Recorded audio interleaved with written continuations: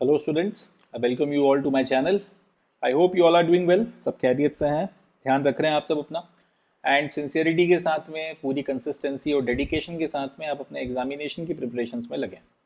तो आज के सेशन में हमको 29 अगस्त 2025 का द हिंदू न्यूज़पेपर और इसके इंपॉर्टेंट करंट अफेयर्स को डिस्कस करना है for UPSC civil services 2026 prelims as well as mains. साथ ही साथ और भी जितने दूसरे कॉम्पिटिटिव एग्जामिनेशंस हैं जिसमें करंट अफेयर्स पूछा जाता है, चाहे एसएससी हो, चाहे रेलवे के पेपर्स हों, चाहे स्टेट पीएससी के एग्ज़ाम्स हों, चाहे और भी कोई दूसरे पेपर हों बैंकिंग वगैरह की जिसमें करंट अफेयर्स आता है, उन सब के लिए भी हम 29 अगस्त का क्या क्या इंपॉर्टेंट कंटेंट है एग्जाम पॉइंट ऑफ व्यू से उसको डिस्कस करेंगे। ना सिर्फ कंटेंट डिस्कस करेंगे, साथ ही साथ ये भी देखेंगे कि अगर यहाँ से क्वेश्चंस पूछे गए तो एमसीक्यूज किस तरह से बनाए जा सकते हैं, क्वेश्चंस कैसे फ्रेम किए जा सकते हैं, किस किस तरीके से आपके सामने किस किस एग्जामिनेशन में कैसे कैसे सवाल रखे जा सकते हैं। इन सारी बातों को भी हम लोग आज के सेशन में डिस्कस करने वाले हैं। तो काफ़ी कुछ है जानने के लिए, काफ़ी सारी चीज़ें हैं सीखने के लिए। And now without any further ado शुरू करते हैं 29 अगस्त 2025 का द हिंदू। और पहला समाचार ये रहा, देखते हैं। पहले समाचार में हमको प्री टेस्ट फॉर सेंसस 2027 के बारे में बात करनी है। 2027 में जो जनगणना होने वाली है उसके पहले की क्या क्या तैयारियां होती हैं, उसी में से एक तैयारी है ये प्री टेस्ट। एक्चुअल सेंसस होने के पहले जो एक तरीके से आप कह सकते हैं टेस्टिंग की जाती है, जो पूरा प्रोसेस सही तरह से काम कर रहा है या नहीं कर रहा है, जिस तरह जिन ऑब्जेक्टिव्स को ध्यान में रखकर ये पूरा प्रोसेस बनाया गया था वो सारे ऑब्जेक्टिव्स प्रॉपरली मीट हो रहे हैं कि नहीं हो रहे हैं, इन सारी चीज़ों को टेस्ट करने के लिए एक्चुअल सेंसस जो 2027 तक होनी है उसके पहले जो भी एक्सरसाइजेज वगैरह हैं वो सारी करवाई जा रही हैं, और वो सारी की सारी प्रोसेस कहलाती है प्री टेस्ट फॉर सेंसस। तो समाचार यह है कि जो 2027 की जनगणना होनी है उसकी प्री टेस्टिंग इसी साल अक्टूबर नवंबर 2025 के बीच में की जाएगी। एंड ये हमको इस तरह से पता चला है क्योंकि registrar general and census commissioner of India जो होते हैं, जो मेन बॉडी है for conducting the census in India, उन्होंने स्टेट के लेवल पर सेंसस कराने के लिए जितने भी आपके डायरेक्टरेट्स होते हैं सेंसस ऑपरेशन के, उन सबको भाई ये खत लिखे हैं, उन सबको इन्फॉर्म किया है कि प्री टेस्टिंग आपका अक्टूबर नवंबर से होने वाली है, अपनी अपनी जितनी तैयारियां हैं उनको पूरा करें, और फाइनली एक्चुअल सेंसस के पहले हम लोग ये पूरी की पूरी प्रोसेस कर कर देखेंगे। एक तरीके से आप ऐसा समझ सकते हैं जैसे क्रिकेट सीरीज शुरू होती है तो मेन मैचेस के पहले जो अभ्यास के मैचेस खेले जाते हैं, जो आपकी प्रैक्टिस के सेशंस होते हैं, ये उस तरीके की एक एक्सरसाइज जो है, इसको आप उस तरीके की एक एक्सरसाइज मान सकते हैं। अब ये जो टेस्ट होगा ये किया क्यों जाता है, तो इसकी वजह यह है कि जो पूरी की पूरी आपकी एक्सरसाइज होनी है, अब फिर वही बात आ जाती है कि लगभग लगभग आपका 1 करोड़ 40 लाख, 1 अरब 40 करोड़ लोगों को जो है गिनना कोई छोटा मोटा काम तो है नहीं। 1 अरब 40 करोड़ की आबादी कोई छोटी मोटी आबादी तो है नहीं, दुनिया की सबसे बड़ी आबादी है हमारे पास में। अब इतना बड़ा डाटा अगर आपको मैनेज करना है और कल को अगर इसमें किसी तरीके की एरर्स आ गए, इतने बड़े एरर्स आ गए कि उसके चलते पूरी एक्सरसाइज ही अगर खराब हो गई तो कोई मतलब नहीं निकलेगा ना। फिर हम क्योंकि सेंसस का इस्तेमाल कर कर सारी पॉलिसीज बनती हैं और बाकी सारे काम होते हैं, पता चला कि आपने डाटा ही गलत तरीके से एडअप किया है, एड ऑन किया है, तो कितनी भी अच्छी पॉलिसीज बना लो, डाटा गलत है तो फिर उसका रिजल्ट सही आना नहीं है। इसलिए पूरी एक्सरसाइज जिस तरह से करवाई जानी है वो एफिशिएंटली हो रही है या नहीं हो रही, जो ऑब्जेक्टिव्स को ध्यान में रखकर करवाई जानी है वो प्रॉपरली मेट हो रहे हैं कि नहीं हो रहा है, सही डाटा इकट्ठा हो रहा है कि नहीं हो रहा है, इन सारी चीज़ों को चेक करने के लिए ये पूरा का पूरा प्री टेस्ट कराया जा रहा है। अब जिस तरह से सेंसस होता है उसी तरह से एग्जैक्टली इसको भी जो है 2 फेजेस में करवा के खत्म किया जाएगा। सबसे पहले फेज में house listing and house schedule होगा, जिसको एचएलओ बोला जाता है। अब ये जो house listing and house schedule है, इसमें क्या किया जाता है, भारत में जितनी भी आपकी बिल्डिंग्स हैं उन सब का डाटा इकट्ठा किया जाता है, किस मटेरियल से बनी है, कितने कमरे हैं, कब बनी थी, किसके नाम पर रजिस्टर्ड हैं, इस तरीके से सारे हाउसों की जो है गिनती करी जाती है। एक तरीके से आप यूँ कह सकते हैं कि जितनी भी बिल्डिंग्स हैं भारत में उन सब की जनगणना आप इसको मान सकते हैं। तो हाउस लिस्टिंग होगी और हाउसिंग का पूरा शेड्यूल बनाया जाएगा, पूरा उसमें एक एक चीज़ जो जो इंपॉर्टेंट एस्पेक्ट्स हैं, बिजली पानी जो है वो कैसे आता है, कितने कमरे बने हुए हैं, क्या क्या फैसिलिटीज़ हैं, ये कितने लोगों के रहने की व्यवस्था है, कितने लोगों की रहने की क्षमता है, ये सारी चीज़ें टेस्ट की जाती हैं, सारी चीज़ें जो है इसका डाटा इकट्ठा किया जाता है। एक बार जब ये हाउस लिस्टिंग और हाउस शेड्यूल की प्रोसेस पूरी हो जाती है, उसके बाद में सेकंड फेज में जो है फिर पॉपुलेशन एन्यूमरेशन यानी कि जनगणना की जाती है या लोगों की संख्या को गिना जाता है। एग्जैक्टली वही चीज़ यहाँ पर होगी कि पहले आपकी हाउस लिस्टिंग और हाउस शेड्यूलिंग कराई जा रही है। जब एक बार ये पूरी मकानों की जनगणना आप इसे कह सकते हो पूरा हो गया, उसके बाद में फिर आपकी इंसानों की जनगणना की जानी है, पॉपुलेशन का एन्यूमरेशन होना है, और उसके बाद में फिर यही जो पूरी की पूरी प्रोसेस है 1 अप्रैल 2026 से लेके फरवरी 28 2027 के बीच में इसको करवा के खत्म करना है, जो आपकी एक्चुअल सेंसस है। तो बात को समझिएगा क्या किया जा रहा है। पूरी की पूरी एक्सरसाइज जो है उसकी एफिकेसी को टेस्ट करने के लिए प्रोसेस की जा रही है। आपकी जो एक्चुअल एक्सरसाइज होती है उसमें भी यही स्टेप्स करवाए जाते हैं। उसके पहले ये जो टेस्टिंग होगी उसमें भी लगभग इसी चीज को थोड़ा छोटे लेवल पर एक सर्टेन एरिया में अपने अपने सेक्शंस में लोग करवा कर देखेंगे, क्योंकि पूरे भारत को अलग अलग पोर्शंस में डिवाइड किया गया है और हर एक जो आपका स्टेट है वो अपने जो डाटा को कलेक्ट कर रहा है, तो फिर उसका उसके लिए उसने जिन जिन लोगों को लगा रखा है उनको भी सर्टेन एरियाज अपॉइंटेड रहते हैं। अब उस एरिया में आपने जिस तरीके से पूरा प्रोसेस करना है उसको एक छोटे लेवल पर जो है पहले करवा कर देखा जाता है ताकि दिक्कत नहीं आए, मगर प्रोसेस पूरी यही रहती है कि आपसे house listing and house schedule करवाया जाएगा, पॉपुलेशन एन्यूमरेशन कराया जाएगा, और जब अल्टीमेटली आपकी सारी टेस्टिंग ऑफ द वाटर्स हो जाएगी, जब एक बार आपको समझ में आ जाएगा कि सिस्टम बढ़िया है, इंटैक्ट है, आपके जितने लोग इस प्रोसेस को करने वाले हैं वो भी अच्छे से ट्रेंड हैं, कोई दिक्कत नहीं आ रही, तब यही process house listing and housing schedule and then population enumeration जो एक्चुअल में आपकी जनगणना है 1 अप्रैल 2026 से लेके 28 फरवरी 2027 के बीच में कराई जाएगी। अच्छा, एक बात और की जो सेंसस होने वाली है ये आज़ाद भारत के की पहली सेंसस होगी जो पूरी तरीके से डिजिटाइज्ड होगी, इसमें पेपर का इस्तेमाल नहीं होने वाला। ये बहुत इंपॉर्टेंट फैक्ट है। जितने भी आपके डे 1 के एग्जामिनेशंस हैं, चाहे एसएससी हो, चाहे रेलवे के एग्जाम्स हो, चाहे और भी दूसरे एग्जामिनेशंस हो बैंकिंग वगैरह के, उसके लिए फैक्ट याद रखना। इनफैक्ट ये पूछा जाएगा आने वाले पेपर्स में कि ये भारत की आज़ादी के बाद में ये पहली सेंसस है। इनफैक्ट आज़ादी के पहले भी अगर आप बात कर लो तो कौन सा डिजिटल सेंसस होती थी, ये अब तक जितनी सेंसस हुई हैं उसमें ये पहली सेंसस है। स्पेशली इंडिपेंडेंट इंडिया की पहली सेंसस है जो पूरी तरीके से डिजिटल होने वाली है, इसमें किसी तरीके के पेपर का कोई इस्तेमाल नहीं होगा। दूसरा, ये आज़ाद भारत की पहली सेंसस है जिसमें कास्ट को काउंट किया जाएगा। इसके पहले आखिरी बार जो जातिगत जनगणना हुई थी, जातियों की जो जनगणना की गई थी वो इंडिपेंडेंट इंडिया में नहीं हुई थी, वो याद रखिएगा वो ब्रिटिश इंडिया के टाइम पर हुई थी। 1931 के आसपास की शायद बात है, 21 या 31 में आप जो है आपका 31 जहां तक मुझे ध्यान आ रहा है, ये जाति जनगणना जो है करवाई गई थी। उसके बाद से लेके आज तक जातिगत जनगणना नहीं करवाई गई, मगर अब ये पहली सेंसस होने वाली है आजाद भारत की जिसमें जातियों को गिना जाएगा। ये इंपॉर्टेंट पॉइंट है, याद रखिएगा। The test will evaluate the proposed question, data collections, methodologies, training effectiveness, logistics, printing process, date quality assessment and identify potential field issues. वही बात कि आपका जो पूरा का पूरा मशीनरी है जिसका इस्तेमाल किया जाएगा ये पूरा सेंसस की प्रोसेस कराने में, उस ये जो प्री टेस्टिंग हो रही है उस पूरी मशीनरी का, उसके एक एक एलिमेंट का, एक एक रिसोर्स का जो है इवैल्यूएशन करवाया जाएगा।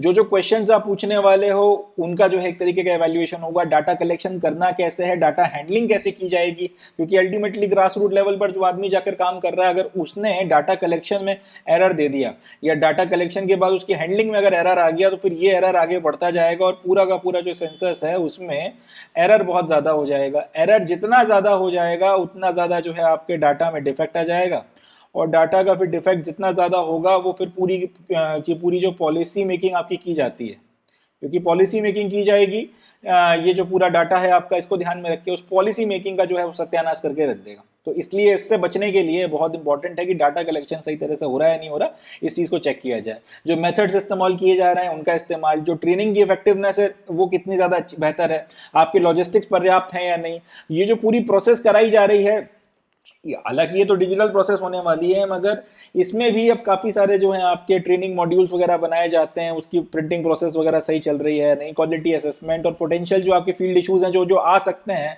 ग्रास रूट लेवल पर, अगर कोई इशू बन गया तो फिर उसको आपका जो सेंसस कराने वाला कार्यकर्ता है वो कैसे हैंडल करेगा, सारी चीजों की जो है टेस्टिंग करवाई जाएगी। साथ ही साथ जो सेंसस मोबाइल ऐप बनाया गया है जिसकी मदद से डिजिटल सेंसस कराया जाएगा, इसका भी पहली बार इस्तेमाल जो है आपका इंफॉर्मेशन या डाटा कलेक्ट करने के लिए किया जाएगा। ये भी इंपॉर्टेंट पॉइंट है, याद याद रखिएगा।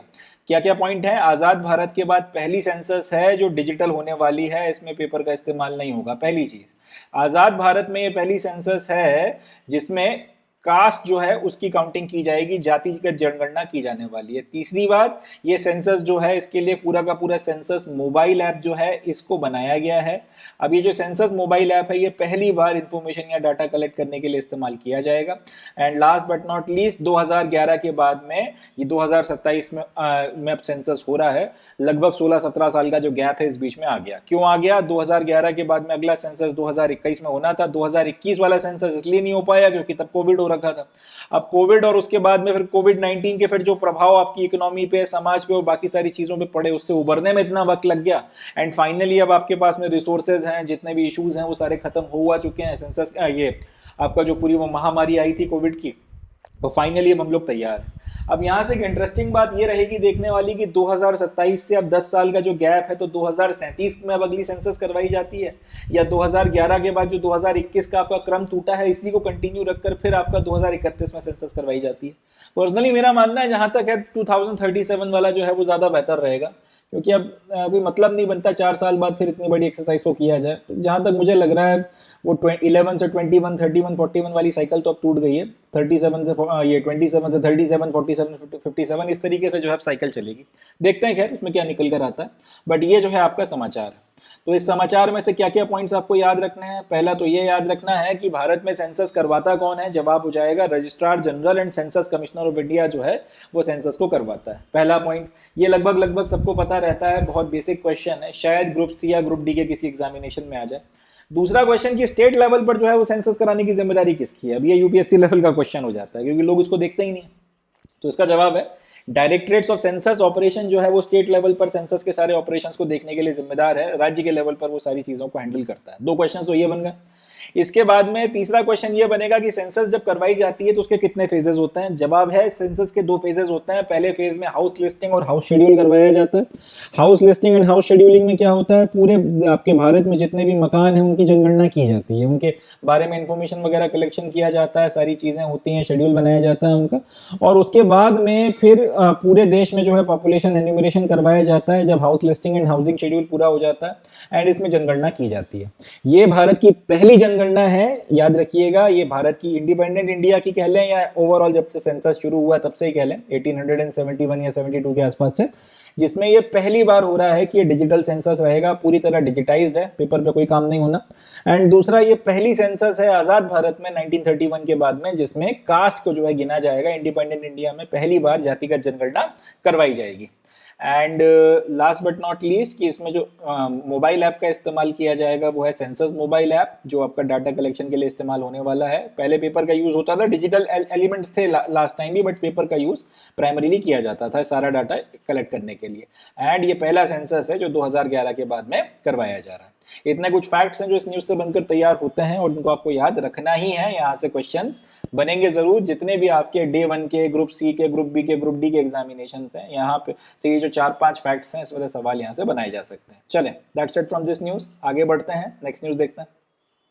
ये समाचार हमारे जितने भी अपकमिंग डे 1 के एग्जामिनेशंस हैं, चाहे एसएससी हो, चाहे रेलवे हो, चाहे और भी कोई दूसरा पेपर हो, ग्रुप सी, ग्रुप डी का, उनके लिए बहुत काम का है। वहाँ पर इसमें से फैक्चुअल क्वेश्चंस या एमसीक्यूज पूछे जा सकते हैं। यूपीएससी के पॉइंट ऑफ व्यू से ये न्यूज़ मेंस के लिए रेलेवेंस रखती है। मेंस में या तो किसी क्वेश्चन के आंसर राइटिंग में आप इसका एग्जाम्पल दे सकते हो, या फिर एथिक्स वगैरह में या इस तरीके के रिलेटेड इश्यूज में यहाँ से कुछ क्वेश्चंस बना के पूछे जा सकते हैं, या रिलेटेड कुछ जो मसला आ सकता है जहाँ पर आप इसमें से लिख सकते हो, इसका कंटेंट इस्तेमाल कर सकते हो। तो समाचार यह है कि राजस्थान भारत का पहला राज्य बन गया है जिसने डिटेल्ड फ्रेमवर्क इशू कर दिया है कि भाई आपके जो आवारा कुत्ते होते हैं, आवारा श्वान होते हैं, उनका मैनेजमेंट किस तरह से किया जाएगा, और इसके लिए सिविक लाइंस को पूरी की पूरी गाइडलाइंस बना कर दी गई है। सिविक बॉडीज जो ये पूरा म्यूनिसिपल इश्यूज आपके हैंडल करती हैं, उनको पूरी डिटेल गाइडलाइंस बना कर दी गई हैं कि आपके जो आवारा कुत्ते हैं उन्हें किस तरीके से हैंडल किया जाना है। इस तरीके की गाइडलाइंस अभी तक राजस्थान के पहले किसी भी दूसरे राज्य ने इशू नहीं करी थी। मेरी मगर इसके बाद में ये होगा कि राजस्थान को फॉलो करते हुए दूसरे जो राज्य हैं वो भी अब इस बात को फॉलो करेंगे एंड वो भी इस तरीके की सिविक बॉडीज के प्रति गाइडलाइंस इशू करेंगे कि आपने आवारा जो पशु हैं फॉर इन जनरल या फिर अगर आवारा कुत्ते हैं इन पर्टिकुलर तो उनका मैनेजमेंट कैसे करना है।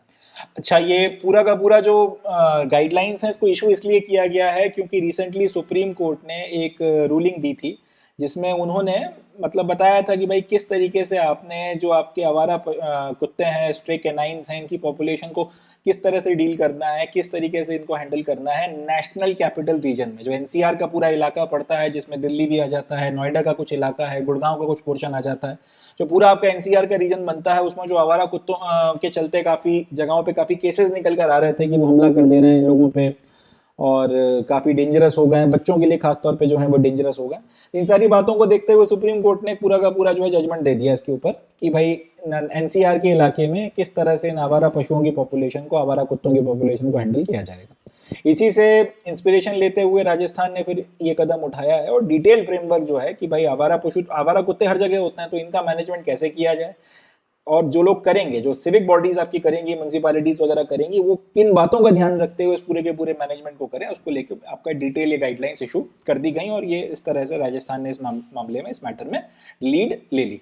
अब इन गाइडलाइंस में ये कहा गया है कि हर एक जो आपका वार्ड है और जो लोकेलिटी है उसमें डेजिग्नेटेड एक फीडिंग जोन होगा स्ट्रे डॉग्स के लिए। मतलब आप कहीं पर भी आवारा जो कुत्ते हैं उनको खाना नहीं खिला सकते। अब जो कई पशु प्रेमी हैं या जो डॉग लवर्स हैं वो कहीं पर भी उनको फीड करना शुरू कर देते हैं। अब इससे होता क्या है कि वहाँ पे फिर काफ़ी ज़्यादा आपके कुत्ते आने लगते हैं, कई बार वहाँ पे फिर दूसरे लोगों को समस्या हो रही है, कई बार वहाँ बच्चे खेलते हैं तो ऐसे अनफॉर्चुनेट इंसिडेंट्स हो जाते हैं जिसमें वो बच्चों पे हमला कर देते हैं और कई बार एक्सट्रीम केसेस में फिर बच्चों को बहुत गंभीर चोटें लग जाती हैं और बहुत कुछ हो जाता है। तो इन सब बातों को ध्यान में रखते हुए ये बोला गया है हर वार्ड में, हर लोकेलिटी में अगर आप चाहते हो कि आवारा कुत्तों को आप फीड करना है तो उसके लिए डेजिग्नेटेड एक स्पेस होगा, आपको एकदम डेजिग्नेटेड फीडिंग जोन बनाना है। उसके अलावा आप स्ट्रे डॉग्स को कहीं और खाना नहीं डालोगे, कहीं और आप उसको फीड नहीं करोगे। दूसरा ये कि हर एक जो शहर है वहां पर आपको नए सेंटर्स बनाने पड़ेंगे जहां पर इनका स्टरलाइजेशन होगा, मतलब इनको इनकी नसबंदी वगैरह की जाएगी, इनका वैक्सीनेशन करवाया जाएगा और इनकी डिवॉर्मिंग होगी ताकि अगर गलती से किसी को काट वाट भी लेते हैं तो रेबीज होने का खतरा जो है वो ना रहे। तो ये सारी चीजें कराने की जिम्मेदारी जो है सिविक बॉडीज के ऊपर डाली गई है। तीसरा ये, क्योंकि जो कुत्ते हैं वो भी बेसिकली उनमें भी जो है जान है और जाहिर सी बात है उन्हें भी तकलीफ होती है, तो अगर आपको डॉग्स को पकड़ना भी है तो अब ऐसा नहीं है कि आप उसको किसी भी तरीके से इनह्यूमन तरीके से आप पकड़ोगे, आप टोंग्स का इस्तेमाल नहीं करोगे। टोंग्स एक तरीके के चिमटे आते हैं जो डॉक्टर जो इनका डॉग्स वगैरह को पकड़ने के लिए इस्तेमाल होते हैं, दूर से आप उनकी गर्दन पे रख के उसको पकड़ लेते हो और वो आपको काट नहीं पाता। हालांकि उससे कुत्ते को काफी ज्यादा तकलीफ होती है, कई बार उसको भी परमानेंट जो है चोट या घाव हो जाते हैं।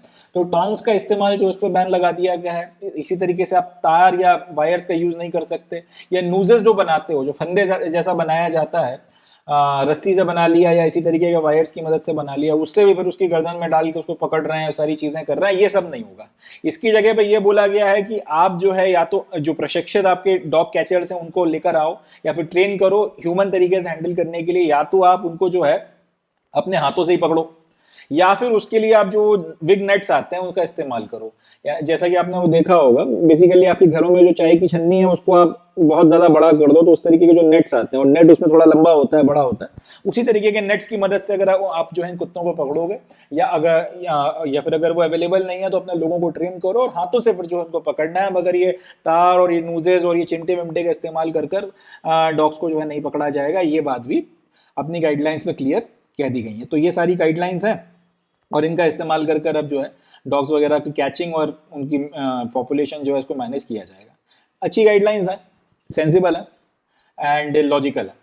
जो डॉग लवर्स हैं वो भी इससे संतुष्ट हो जाएंगे और जो बाकी लोग हैं जिनको समस्याएं होती हैं इस तरीके से स्ट्रे डॉग्स वगैरह से और उसके चलते जो थ्रेट्स खड़े हो जाते हैं, वो भी कहीं ना कहीं इससे काफ़ी ज़्यादा संतुष्ट महसूस करेंगे। But last and not least कि ये कितना इफेक्टिवली इम्प्लीमेंट हो सकता है और उसके कितने अच्छे रिजल्ट निकल कर आएंगे, ये डिपेंड करता है उन लोगों के ऊपर जिनके ऊपर जिम्मेदारी डाली गई है। दैट इज ये जो आपकी सिविक बॉडीज हैं इनके ऊपर रिस्पॉन्सिबिलिटी बनती है। ये अगर अपना काम अच्छे से करते हैं, आया राम गया राम वाली हरकतें नहीं होती हैं, हल्के में नहीं लिया जाता है, सिंसियरली अपना काम किया जाता है, तो नो डाउट इसके जो हैं बड़े पॉजिटिव रिजल्ट्स निकल कर आएंगे। ये पॉजिटिव रिजल्ट्स निकल कर आएंगे और कहीं ना कहीं स्ट्रे डॉग्स की पॉपुलेशन को हम लोग इफेक्टिवली और अच्छे से मैनेज कर पाएंगे। चलें, तो ये तो अपना समाचार हो गया। क्वेश्चन क्या बनता है, एक ही सवाल यहाँ से बनकर तैयार होता है कि ये जो डिटेल फ्रेमवर्क और मैनेजमेंट वगैरह की गाइडलाइंस हैं जो इशू की गई हैं डॉग्स स्ट्रे डॉग्स की मेंटेनेंस के लिए, वो किस राज्य ने करी हैं? सबसे पहले जवाब हो जाएगा राजस्थान। क्यों करी हैं? क्योंकि सुप्रीम कोर्ट ने रिसेंटली इस तरीके का एक डिसीजन दिया था एनसीआर के रिस्पेक्ट में, तो उसी को पालन करते हुए, उसी से इंस्पिरेशन लेते हुए अपने राज्य के लिए इस तरीके की गाइडलाइंस इन्होंने इशू कर दी हैं। बाकी मेंस के पॉइंट ऑफ व्यू से अगर आप से बोला जाए कि आवारा पशुओं को कैसे हैंडल करना है, इनका जो मेनेंस क्रिएट होता है, और कई बार समाज में उन आवारा पशुओं के जो प्रेमी होते हैं और उनके चलते जो लोग सफर कर रहे होते हैं उनके बीच में कन्फ्लिक्ट हो जाता है। वीडियोस आपने भी देखे होंगे, कई बार लड़ाई झगड़े हो रहे होते हैं इस तरीके से। तो उसमें फिर हम लोग क्या कर सकते हैं, वहां पर फिर आप इन गाइडलाइंस को जो है मेंशन कर सकते हैं, राजस्थान का एग्जांपल मेंशन कर सकते हैं, या फिर आप लिख सकते हैं ये सारी चीजें जो है की जा सकती हैं, इन लोगों पर रिस्पॉन्सिबिलिटी डाली जा सकती है, और सीरियस तरीके से स्ट्रिक्ट इम्प्लीमेंटेशन अगर कराया जाए तो सिचुएशन को हैंडल किया जा सकता है, समाज में सौहार्द भी बनाया जा सकता है, और मेनेंस भी जो है किसी तरीके का क्रिएट होने से रोका जा सकता है। चलें, that's it from this news. इससे ज़्यादा यहाँ से और एग्जाम पॉइंट ऑफ व्यू से कुछ रेलिवेंट नहीं है। अब नेक्स्ट न्यूज़ देखते हैं। ये समाचार भी जितने हमारे डे 1 के एग्जामिनेशंस हैं उनके लिए इम्पॉर्टेंट है। सीधे सीधे फैक्चुअल क्वेश्चन एक यहाँ से बनता है, मगर स्पेशली अगर बात की जाए तो डिफेंस के जो एग्जामिनेशंस हैं, जैसे कि एनडीए हो गया, सीडीएस हो गया, सीएपीएफ, एयरफोर्स का जो एफकैट का पेपर होता है, उसके लिए क्वेश्चन ज़्यादा रिलेवेंस रखता है। तो डिफेंस एस्पिरेंट इस न्यूज़ को अच्छे से प्रिपेयर करें। समाचार है about international meeting on military medicine. Military medicine के ऊपर एक इंटरनेशनल मीटिंग के नाम से भारत में एक कॉन्फ्रेंस ऑर्गेनाइज करवाई गई रिसेंटली, जिसका नाम है मिल मेडिकॉन 2025। तो मिल मेडिकॉन 2025 is the international conference on physical and mental trauma in military settings. जब आप फौज में नौकरी करते हो, और ऑब्वियस सी बात है आर्मी की नौकरी जो है वो केक वॉक तो होती नहीं है। फ्रंट लाइंस पे अगर आपको डाला गया है, फ्रंट लाइन पे आप पोस्टेड हो, या फिर किसी कंफ्लिक्ट की सिचुएशन में अगर आप अपनी सेवाएं दे रहे हो, तो सिचुएशंस बड़ी उस वक्त एक्सट्रीम हो जाती हैं। फिजिकली और मेंटली सिचुएशंस बहुत चैलेंजिंग हो जाती हैं। घर परिवार वालों से आप बहुत दूर हैं, और 10 तरीके के ट्रॉमास होते हैं। अपने साथियों को जब आप वीर गति प्राप्त होते हुए देखते हैं, जिनके साथ में आप उठे बैठे हैं, सारी चीज़ें उसके बहुत ज़्यादा असर पड़ते हैं। शारीरिक तौर पर तो खैर जो आपके रिस्क हैं वो हैं ही, बट मेंटली जो है उसका बहुत ज़्यादा ट्रॉमा होता है, और इन सारी चीज़ों का असर फिर आपकी सर्विस पे पड़ता ही है। आप चाहे कितनी भी कोशिश कर लें, आपकी सर्विस पे उसका असर आता ही आता है। तो इसको किस तरीके से मिनिमाइज किया जा सके, क्योंकि अगर आप इस तरीके के ट्रॉमास वगैरह में हैं तो आप फिर अपना बेस्ट दे नहीं पाएंगे। और फौज की नौकरी एक ऐसी नौकरी है जिसमें चाहे दुनिया इधर की उधर हो जाए, आपको अपना 100% नहीं, आपको अपना 101% देना होता है। तो ऐसी परिस्थिति में जो डील करने के लिए आपके अलग अलग सिस्टम्स बनाए गए हैं, चाहे वो फिजिकल मेडिसिन के सिस्टम्स हों, चाहे आपकी मेंटल थेरेपीज वगैरह हों, इन सबको के रिस्पेक्ट में वक्त वक्त पर कॉन्फ्रेंसेस होती रहती हैं। अब उसी तरीके की एक कॉन्फ्रेंस है जिसका नाम है मिल मेडिकॉन 2025, या फिर international meeting on military medicine. इसके जो ये अलग अलग एस्पेक्ट्स हैं, इसमें फिजिकल और मेंटल ट्रॉमा मिलिट्री सेटिंग्स में, इसके ऊपर सारी जो अलग अलग रिप्रेजेंटेटिव्स आएंगे वो अपने अपने एक्सपीरियंस शेयर करते हैं, किसने क्या जो है डिस्कवर किया है इसमें, किसने क्या जो है नए इनोवेशंस किए हैं, कौन कैसे टैकल कर रहा है, इन सारी चीज़ों के बारे में बातें होती हैं। एंड सब लोगों को कुछ ना कुछ सीखने के लिए मिलता है, स्पेशली जो मिलिट्री है, आपकी जो अलग अलग आर्मीज हैं, नेवी, एयरफोर्स, इन सब लोगों को कुछ ना कुछ सीखने के लिए मिलता है। और आप कह सकते हैं कि मेंटल और फिजिकल हेल्थ जो है पर्सनल्स की, उसको इम्प्रूव करने में काफ़ी मदद मिलती है। तो ये जो पूरा का पूरा इवेंट है मिल मेडिकॉन 2025, इस बार नई दिल्ली में इनॉग्रेट में हुआ है। नई दिल्ली में इसको करवाया जा रहा है। 2 दिन का ये पूरा इवेंट है, 2 दिन का ये पूरा का पूरा आपका इवेंट है। एंड इसको ऑर्गेनाइज भारत में करवा रहे हैं directorate general of medical services, army. Army की जो आपकी मेडिकल सर्विसेज हैं, कई बार जिसको हम लोग एएमसी या फिर आर्मी मेडिकल कॉर्प्स भी बोलते हैं, उनकी दिशा निर्देश में, उनके गाइडेंस में, उनकी रिस्पॉन्सिबिलिटी में ये सारा का सारा प्रोसेस ऑर्गेनाइज करवाया जा रहा है। सीधा सीधा क्वेश्चन बनता है कि ये जो मिल मेडिकॉन 2025 है, या मिल मेडिकॉन क्या है? याद रखना है, इंटरनेशनल कॉन्फ्रेंस है फिजिकल और मेंटल ट्रॉमा के रिस्पेक्ट में मिलिट्री सेटिंग्स में। नॉर्मल सिविलियन बात नहीं हो रही है, मिलिट्री सेटिंग्स में जो फिजिकल और मेंटल ट्रॉमा होता है उसके रिस्पेक्ट में एक पूरा का पूरा इंटरनेशनल कॉन्फ्रेंस है। कहाँ पर इस 2025 में ऑर्गेनाइज हुआ था? दिल्ली में हुआ था। किसने करवाया था? Directorate general of medical services, Indian army ने इसको ऑर्गेनाइज करवाया था। 2-3 सवाल यहाँ से बनकर तैयार होते हैं, सीधे सीधे फैक्चुअल क्वेश्चंस हैं। हमारे एग्जाम डे 1 के एग्जाम्स में आ गए तो भी यूपीएससी में भी पूछा जा सकता है, सिविल सर्विसेज में तो खैर चांसेस नहीं है, मगर जो दूसरे पेपर होते हैं, एनडीए हो गया, सीडीएस हो गया, सीएपीएफ और बाकी आपका इंडियन इंजीनियरिंग सर्विसेज का जो जीएस का पेपर होता है उसमें भी आ सकता है। मगर स्पेशली जो डिफेंस के पेपर हैं, डिफेंस के जो एग्जाम्स हैं, उसमें ये एक करंट अफेयर के रूप में पूछा जा सकता है, तो डिफेंस एस्पिरेंट इसको अच्छे से प्रिपेयर करें। चले, that's it from this news. आगे बढ़ते हैं, नेक्स्ट न्यूज़ देखते हैं। So with this we come to end of today session. आज के सेशन में बस इतना ही। अब मैं मिलता हूँ आपसे नेक्स्ट सेशन में, जिसमें हम लोग 30 अगस्त 2025 का द हिंदू और उसके इंपॉर्टेंट करंट अफेयर्स को डिस्कस करेंगे। तब तक के लिए अपना बहुत ध्यान रखें, खुश रहें और मेहनत करते रहें। Thank you. जय हिंद।